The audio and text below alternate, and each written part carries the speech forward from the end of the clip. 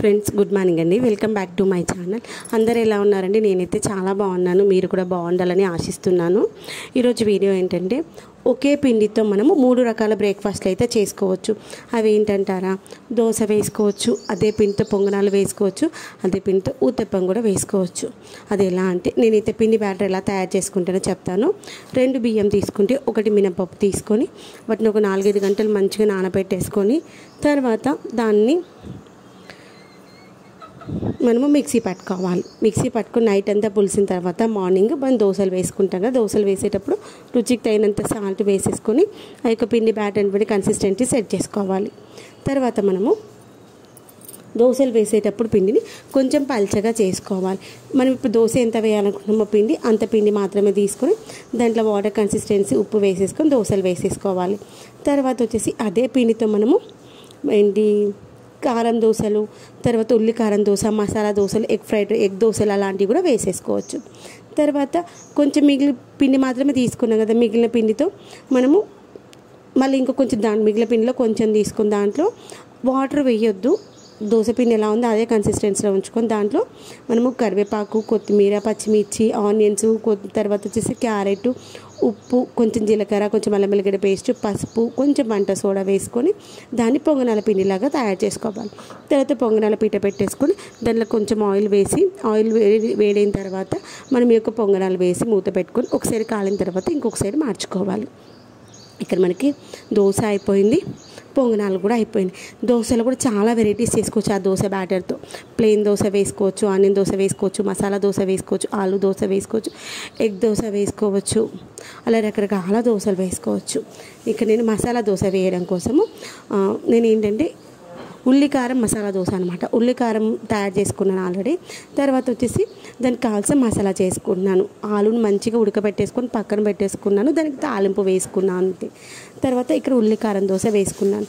ఆ యొక్క ఉల్లికారం అంటే ఉల్లిగడ్డలు, కొన్ని వెల్లిపాయలు, ఉప్పు, కారం వేసుకొని మిక్సీ పట్టుకోవాలి అంతే. అదే ఉల్లికారం అవుతుంది. దోశ వేసిన తర్వాత దానిపైన యొక్క ఉల్లికారం వేసుకొని తర్వాత మనం తయారు చేసుకున్న ఆలు ఉంది కదా, ఆలు వేసేసుకోవాలి అంతే. ఉల్లికారం దోశ అయితే రెడీ అయిపోతుంది. ఆల్రెడీ ముందుగానే ఊతప్పం వేసా. ఊతప్పం కావాలంటే కొంచెం మందంగా ఉన్నటువంటి కడాయిలో కానీ లేదంటే ఈ యొక్క దోశ ప్యాన్ పైన కానీ కొంచెం ఆయిల్ వేసుకొని మందంగా దిబ్బ రొట్టెలాగా వేసుకోవాలి అంతే. అక్కడ మనకి ఊతప్పం కావాలంటే ఊతప్పం చేసుకోవచ్చు, దిబ్బ రొట్టె కావాలంటే దిబ్బ రొట్టె కావాలంటే ఇంకా మందంగా వేసుకుంటాము. అదే ఊతప్పం కావాలంటే కొంచెం మందంగా చేసుకుంటాము. చాలా ఈజీ కదా, ఎంత బాగా వచ్చిందో. తర్వాత ఇవన్నీ బ్రేక్ఫాస్ట్లు చేసుకున్నప్పుడు వీటన్నిటికీ కాంబినేషన్ చట్నీ కావాలి కదా. ఈరోజు చట్నీ అయితే పల్లి చట్నీ చేస్తున్నాను.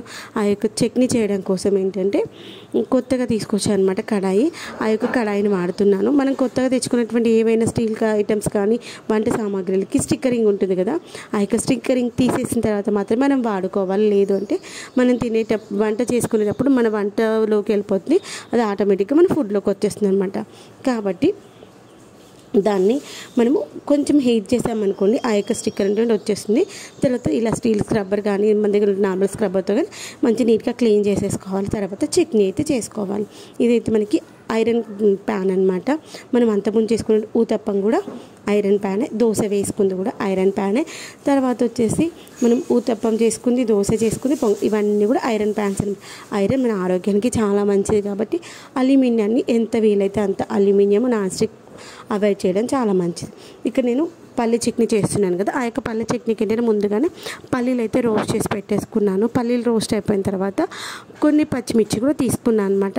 పల్లీకి కన్సిస్టెన్సీలో పచ్చిమిర్చి తీసుకొని పచ్చిమిర్చిని కూడా కొంచెం డ్రై రోస్ట్, ఆయిల్ అవసరం లేదు, రోస్ట్ చేసుకున్న తర్వాత ఇవి 2 చల్లారిన తర్వాత మిక్సీ పట్టుకొని ఆల్రెడీ ముందుగానే మీకు తాలింపు చూపించాను కదా, తాలింపు వేసుకున్నామంటే ఈజీగా ఈ యొక్క పల్లి చట్నీ అయితే రెడీ అయిపోతుంది. ఇంకా చూసారా మనకి దోశ రెడీ అయిపోయింది, చట్నీ కూడా రెడీ అయిపోయింది. ఈ విధంగా ఒకటే పిండితో మనకి ఏ బ్రేక్ఫాస్ట్ కావాలంటే ఆ బ్రేక్ఫాస్ట్ చేసుకోవచ్చు. ఏంటంటే అందరికీ ఒకే రకమైన బ్రేక్ఫాస్ట్ తినాలనిపించకపోవచ్చు కదా. లేదు అంటే ఈరోజు దోశ వేసుకున్నామంటే మళ్ళీ దోశని వేసి తినరు కదా.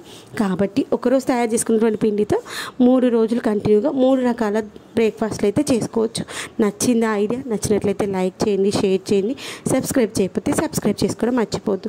ఓకే ఫ్రెండ్స్, మరొక ఇంట్రెస్టింగ్ వీడియోతో మరి ఒక యూస్ఫుల్ వీడియోతో మనం ముందుకు వస్తాం. Okay friends, bye, take care. మరొక వీడియోతో మళ్ళీ కలుస్తాం.